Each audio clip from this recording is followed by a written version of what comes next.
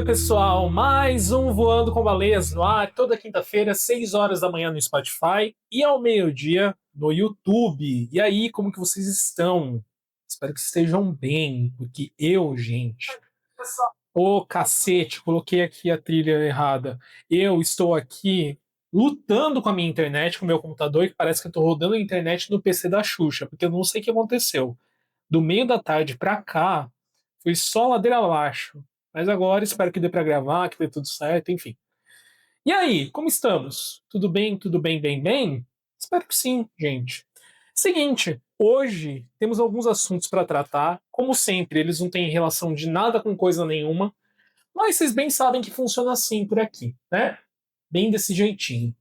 Eu quero começar falando de um assunto que eu já falei para vocês uns 2, 3 episódios atrás, venho falando que é: estou assistindo alguns animes.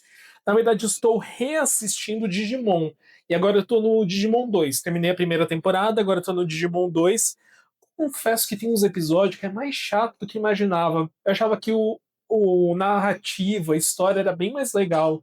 Mas é mais chatinho do que eu lembrava, sabe? Algumas coisas. Eu tô dando umas puladas, umas adiantadas. Essa é a grande vantagem do streaming, né, menina? Você conseguir pular os episódios filler ou pular as partes que você não gosta. Você tinha ali um episódio por semana, aliás, um episódio por dia na TV Globinho, você tinha que ficar ali na frente da tela vendo o episódio filler. Não tinha muito o que fazer, né? Fazer o quê? E uma coisa que eu tava reparando, que vocês já devem ter reparado também, é quanto os animes, os desenhos, a produção que se destinava teoricamente a crianças ali, começo da adolescência, mudou muito em comparação com o que a gente tem hoje em dia. Eu me peguei pensando, assistindo Digimon, sobre a complexidade de assuntos que principalmente os animes, os desenhos orientais trazem para uma faixa em que normalmente você não fala sobre assuntos muito profundos, muito complexos. Por exemplo, teve ali algumas situações em Digimon 2 que claramente o personagem está tendo uma crise de ansiedade, ele está tendo uma crise depressiva, ele tem pensamentos muito sombrios, muito complexos, de luto, de vontade que, por exemplo, um irmão não exista mais.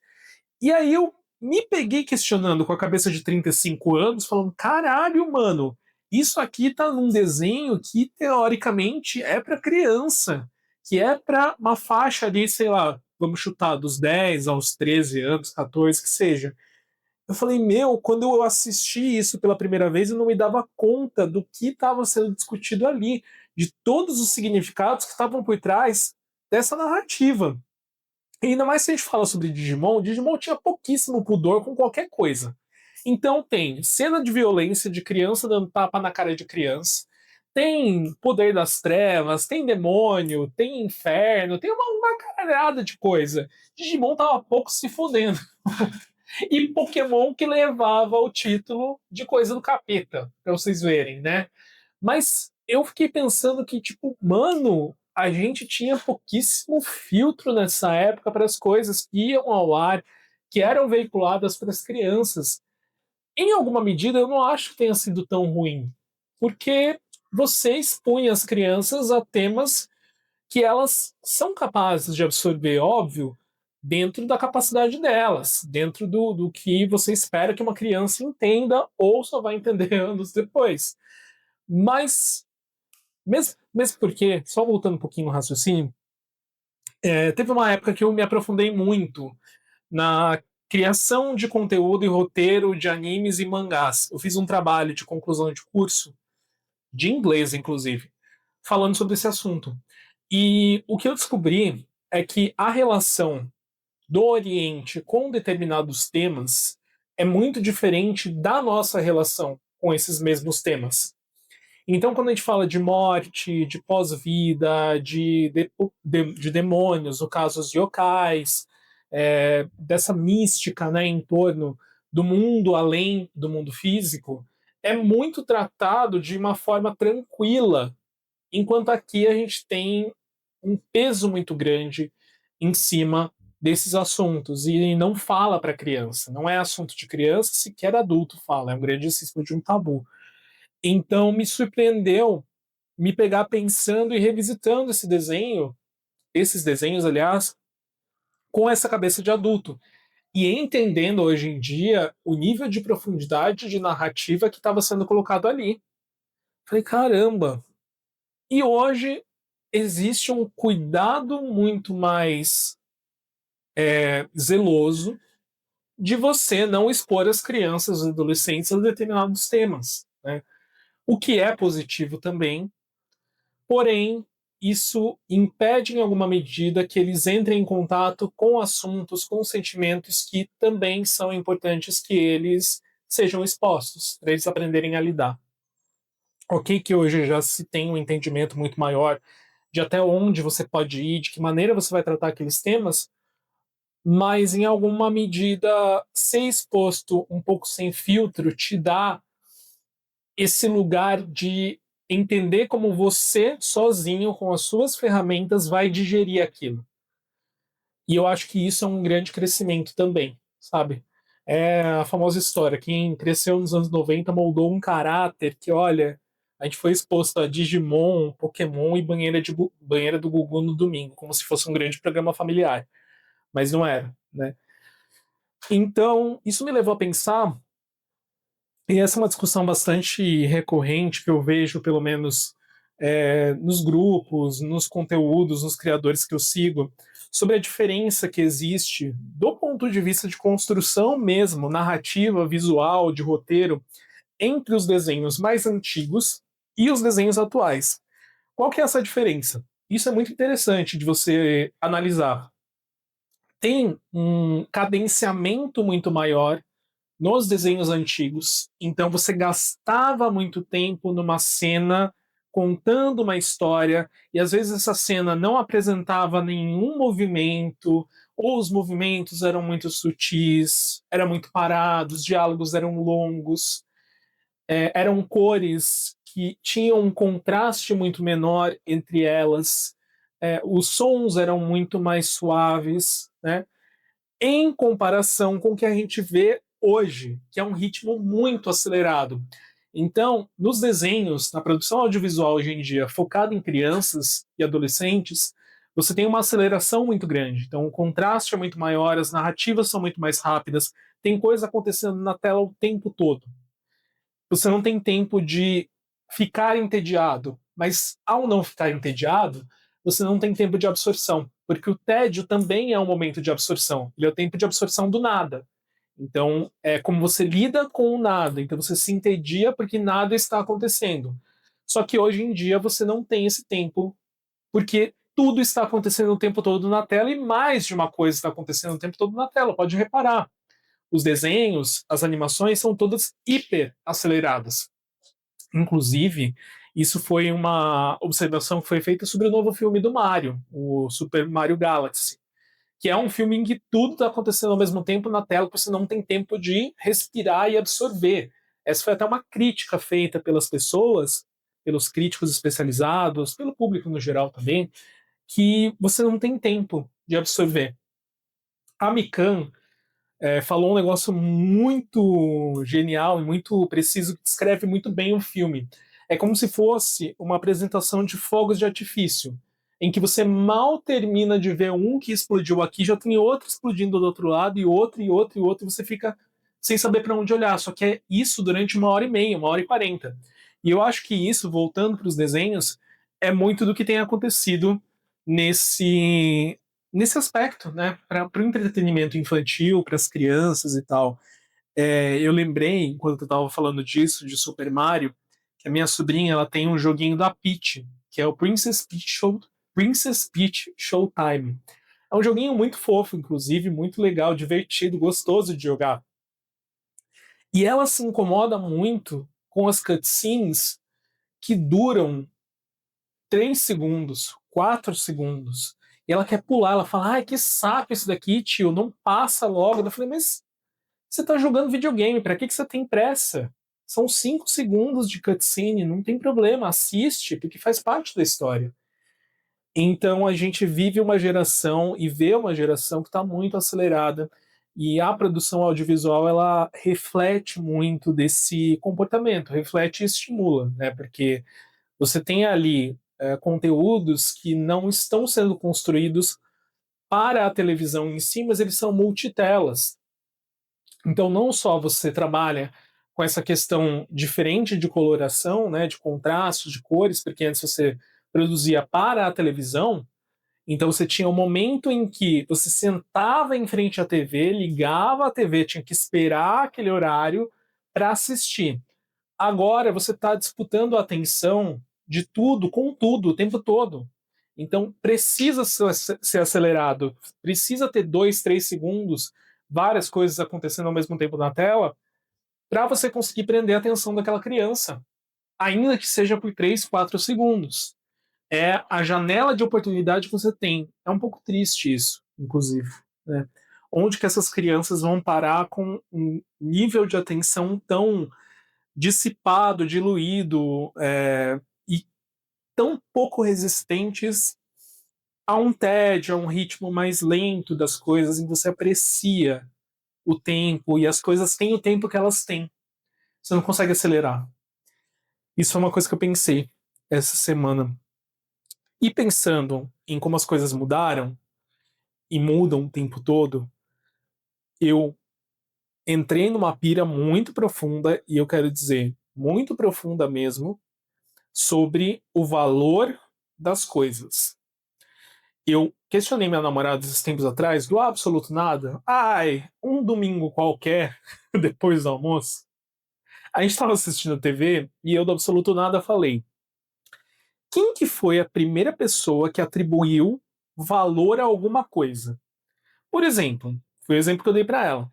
Beleza, tava lá o homem na Idade da Pedra, ou um pouco depois, sei lá, coisas do tipo. Aí, um belo dia, ele tropeçou numa pedrinha dourada, viu que aquilo brilhava, cavou, viu que tinha mais pedrinha dourada. E aí, quem que falou que aquilo valia muito? Falando do ouro, tá? Quem que disse que aquilo valia muito? Tipo, quem que foi a primeira pessoa que falou: olha, isso aqui vale muito, então eu consigo trocar isso aqui por 20 vacas suas, porque essa pedrinha vale 20 vagas. Vagas não, vacas. Quem que fez essa precificação? Quem que decidiu? Né? E eu fiquei nessa paranoia. Falei, não, mas não é possível. Alguém foi a primeira pessoa que pensou nisso. E quem que falou? Por que, que é o ouro e não é folha de árvore? Por que, que não é, sei lá, madeira? Por que, que não é casca de árvore? Por que, que não é uma pedra qualquer? Por que, que é o ouro? Por que, que é o dinheiro? E eu fiquei nisso. Entrei loucamente nesse ciclo, nesse vórtice, porque é isso que acontece comigo, eu entro em hiperfoco. Minha namorada falou: ai, tá bom, Rafael, vai dormir. Ai, tá bom, vovó, vá dormir, tá na hora do seu remédio. E aí, lógico, a gente vai avançando um pouco, né, na linha do tempo da história da humanidade, e você entra ali na Idade da Pedra, em que você tinha os primeiros serviços, e aí, a partir da necessidade dos primeiros serviços, você começa a questão do escambo, depois você evolui para moeda e para o ouro, enfim. A história da moeda ela vai se desenvolvendo ao longo desse tempo até a gente chegar nesse belíssimo capitalismo que a gente vive, que só dá certo. Não só dá certo, como ele falhou, falha e falhará, não é mesmo? Mas eu fiquei pensando nisso, falei, quem que foi a primeira pessoa que atribuiu valor a esta coisinha aqui e disse que isso daqui valia alguma coisa? Quem entendeu o que era o valor? Que alguma coisa valia algo, que era preciosa e que poderia, a partir dali, ser trocada por outras coisas ou serviços e que poderia exercer poder em cima de outras pessoas e outras coisas, e que você poderia conseguir mais coisas porque aquilo é valioso. Vocês entendem onde eu quero chegar? Provavelmente não, mas é meio que por aí. E aí, a gente vai ver juntos agora, porque eu reacendi a chama dessa discussão dentro de mim, quais são as coisas mais valiosas do mundo e vamos avaliar se elas realmente valem tanto ou não. Eu peguei uma matéria aqui num site muitíssimo confiável chamado Maiores e Melhores. Será que é o melhor site? Será que é confiável? Não sei. Mas é o site que a gente vai trabalhar agora. Então tem uma matéria aqui que é: quais são as coisas mais caras do mundo? Vamos lá. A mansão mais cara do mundo, Antilha, ela custa 2 bilhões de dólares. Gente, ela tem 27 andares e 4.532 metros quadrados de área. Ela está localizada em Mumbai, na Índia, e pertence ao empresário Mukesh Ambani, presidente da Reliance Industries. Com uma empresa de arquitetura dos Estados Unidos e uma engenharia da Austrália, a mansão é baseada no Vastu Shastra, uma versão indiana do Feng Shui, e pode resistir a sismos de magnitude 8. Estima-se que a construção teve um custo total de 700 milhões de dólares. Gente, é um caixotão, tá? Isso daqui é qualquer prédio em São Paulo. De verdade, não tem nada de especial. Inclusive, eu acho que o Rosewood é bem parecido com esse prédio aqui, com essa arquitetura. Não, não acho que vale 2 bilhões de dólares, tá? Eu, se tivesse o dinheiro, não compraria. A casa é um verdadeiro hotel. Ah lá, com cerca de 600 funcionários, serviço de spa, teatro e estacionamento para 168 veículos. Será que esse homem mora sozinho? Será que ele tem família? Porque não é possível, gente. Deixa eu ver se ele tem família. Mukesh Ambani. Família. Vamos ver se ele tem. Parece que, assim, a família principal é ele e 3 filhos. Akash, Isha e Anant. Além da esposa. Então, assim, são 4 pessoas para um lugar que tem espaço para 168 carros com 600 funcionários. Você tem noção que você pode viver uma vida inteira? Você pode viver uma vida inteira sem encontrar os seus parentes? Tem muita gente que ia gostar disso, né? Que parente é aquela complicação. Vamos lá. O iate mais caro do mundo. Tá aí uma coisa que eu acho bem inútil. Mas também, né? Não tenho dinheiro. Se eu tivesse, talvez eu achasse útil. Se bem que eu acho que se eu tivesse dinheiro nesse nível, sei lá, é complexo. Acho que você acha a utilidade das coisas porque você já realizou tanto na vida que você tem que achar onde enfiar dinheiro, né? Então vamos lá. The History Supreme, 4,8 bilhões de dólares. Não bastasse ser um iate, este tem um grande diferencial. Ah, e qual que é? Um revestimento do quê? De ouro e platina. Pra que você quer um iate revestido de ouro? Me conta, pra quê? Pra ser saqueado pelos piratas do Caribe? Pelo Johnny Depp? Ah, o pirata bêbado, que eu esqueci o nome. Qual que é o nome dele mesmo? Esqueci, gente, o Johnny Depp. Ah, é também problemático, foda-se. Nem devia ter lembrado dele. Para além da escolha diferenciada de materiais, o iate é muito luxuoso e conta com espaços confortáveis e refinados dentro dele. O veículo de luxo foi encomendado pelo empresário da Malásia, por um empresário da Malásia para a Stuart Hughes, que eu acho que é a empresa que faz o iate. Não achei nada demais. Achei que, assim, poderia ser melhor e mais bonito. Sim, gente, por 4,8 bilhões de dólares você constrói um Titanic, né? Vários Titanics. Se bem que vocês sabem que o Titanic não é o maior navio do mundo, né? Se você coloca em escala, ele já foi, obviamente, tá lá repousando em berço esplêndido no mar. Mas mesmo se ele fosse construído hoje em dia, ele seria um navio relativamente pequeno, porque tem outros muito maiores, de cruzeiro, etc. O carro mais caro do mundo, Ferrari 250 GTO Berlinetta, de 1962, vendido por 38 milhões de dólares. Gente, isso daqui também é qualquer coisa, esse carro. É qualquer coisa, parece o carro do Dick Vigarista. Vendido em 2014, a história desse carro fez ele merecer o posto de carro mais caro do mundo. Tá, o que ele fez de importante? Salvou alguém? O Papa andou dentro do carro? Essa Berlinetta participou de muitas corridas de longa distância e ganhou muitos prêmios pelo caminho. Se participasse da corrida maluca, acho que valeria. Se o Muttley viesse junto com esse carro, aí valeria 38 milhões, mas do contrário, não. Para venda, o comprador precisou ser aprovado pessoalmente por Enzo Ferrari. Quem é Enzo Ferrari? Deve ser alguém importante. É o cara bambambam bam, bam da família Ferrari? Quem que é? Ah, é um piloto. Quem que é esse? Foi o fundador da escuderia Ferrari. Ah, entendi. Esse senhorzinho aqui. Muito simpático. Parece o senhor do KFC. Sem bigode. O perfume mais caro do mundo. Perfume é complicado. Perfume é complicado porque esses perfumes caros. Eu vou falar um negócio pra vocês. Não é porque eu não tenho dinheiro pra comprar. Mas tem muito perfume caro. Você vai dar uma fungada numa Sephora, por exemplo. É ruim pra caramba. É muito melhor você comprar uma Natura, um Boticário, economizar esse dinheiro do que pegar e comprar um perfume caro só porque é caro. Nem sempre é bom. Aliás, às vezes é só o nome, sabe? Falam muito do Chanel número 5. Eu já cheirei o Chanel número 5, não achei nada demais. Prefiro um Natura Humor, por exemplo. Ai, que pobre, né? Como é triste ser pobre em perspectiva desses milionários. O perfume mais caro do mundo é o Chumuk, 1,3 milhão de dólares. O alto valor cobrado não é necessariamente em razão da sua fragrância. Ah lá, tô falando para vocês, ruim. Mas sim pela embalagem, que foi desenvolvida de um modo que conta a história de onde? Dubai. O berço dos bilionários e o berço da cafonagem. Porque dinheiro não significa bom gosto. Aliás, muito pelo contrário. Dubai é o lugar mais cafona do mundo, gente. É muito feio, é muito cafona. Você pode ser milionário, mas vamos desenvolver um bom gosto? É muito feio, gente. É muito fubango, Dubai. Dubai é o berço da fubangagem milionária. O frasco contém objetos como um falcão e uma pérola. Ah, tô falando para vocês. Que são representativos da herança cultural do país. Com apenas uma unidade em todo o mundo, o Shumuk, que significa merecendo o mais alto. Ai, tão homem de valor, tão legendários isso aqui.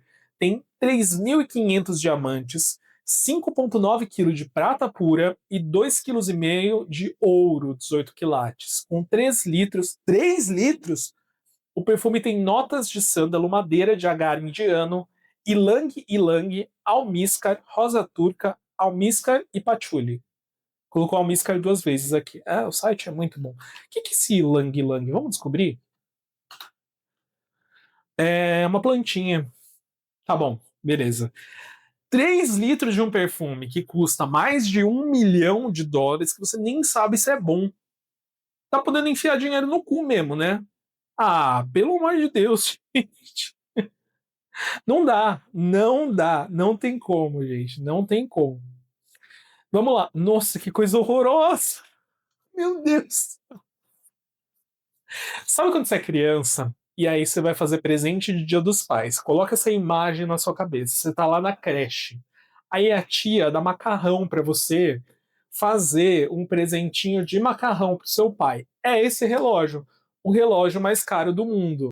Graph Diamonds Hallucination, 55 milhões de dólares, gente. Parece uma esculturinha de macarrão colorido, ou melhor, chiclete, chiclete colado. É muito feio, gente. Gente, como que pode? Como é fácil tirar dinheiro de rico? Bom, esse é um relógio, um dos relógios mais caros do mundo, aliás, o relógio mais caro do mundo, mas poderia também ser considerado uma das joias mais preciosas do mundo. Idealizado por Laurence Graff, da Graff Diamonds, o objetivo era criar um relógio feio que trouxesse com ele toda a adoração pelos diamantes. Com 110 quilates de diamantes coloridos no bracelete, ver as horas tornou-se apenas um discreto detalhe, impossível, na verdade. Porque você vai colocar isso aqui no pulso, você vai ter uma tendinite. Alguém pensou na usabilidade disso daqui? Não pensou. Não pensou. Porque isso daqui não vai ficar no seu pulso. E, gente, é muito feio. Não dá. Parece que, tipo, amontoaram literalmente um monte de chiclete aqui e falaram, Tó. Em português, o nome deste belo relógio é alucinação. Só tendo uma alucinação mesmo para achar que isso daqui é bonito. E aí, gente, a lista vai longe, tá? Mas eu vou pegar mais dois exemplos só aqui para vocês, porque é tanta coisa inútil, gente, tanta coisa inútil. Deixa eu ver se eu acho uma coisa que valha realmente, sabe? Alguma coisa que você olha e fale, ah, não, realmente isso daqui funciona. É... agora sim, o James Webb, né? O telescópio mais caro do mundo. A gente está falando de 10 bilhões de dólares. Depois do Hubble ter ocupado a primeira posição por muito tempo, a NASA lançou em 2021 o James Webb. Esse telescópio tem uma vida útil de 10 anos e fica posicionado a 1,1 milhão de quilômetros da Terra. O anúncio do telescópio já era bastante aguardado, pois foi desenvolvido há cerca de 30 anos por diferentes projetos e testes. Aí tudo bem, até se você for olhar o projeto do James Webb, toda essa parte aqui dessas colmeias, né, esses hexágonos aqui, essas formas geométricas, são feitas de ouro, tem toda uma tecnologia fodida por trás, aí você realmente justifica tudo isso. Mas de resto, gente, a obra de arte mais cara do mundo já vendida, 450,3 milhões de dólares. Salvator Mundi. As obras de Leonardo da Vinci costumam ficar em igrejas ou museus. Ainda assim, esta é a única obra dele que foi para um leilão, o que também ajudou para torná-la a obra mais cara do mundo. O comprador foi o ministro da Cultura da Arábia Saudita, o príncipe Badr bin Abdullah bin Mohammed bin Farah Al Saud. Jesus, é uma senha de Wi-Fi o nome do homem. Badr bin Abdullah bin Mohammed bin Farhan Al Saud. Saúde. A obra é bonita, é do Da Vinci, mas porra, 450,3 milhões de dólares. É muita coisa, né? Eu acho que deviam cobrar isso daquela senhora, da obra daquela senhora. Lembra da senhora que tentou restaurar um quadro e virou meme, coitada? Eu acho que ela merecia um pouco disso daqui, sabe? Eu acho que poderia ganhar uns milhões, porque virou uma obra pop. Mas, né, Da Vinci é Da Vinci, o resto é bosta. Aí, gente, é complicado entender o valor das coisas, o valor do dinheiro. Tem muita coisa que eu não entendo. Como que você precifica? Como que você diz que vale tudo isso? Esse relógio aqui, ok, tem a questão das pedras preciosas, da raridade. Quando a gente fala do Hubble, tem a tecnologia, tem todo um conhecimento por trás. Eu acho que o que é ciência faz sentido custar caro, porque você está tendo um bem maior para a humanidade.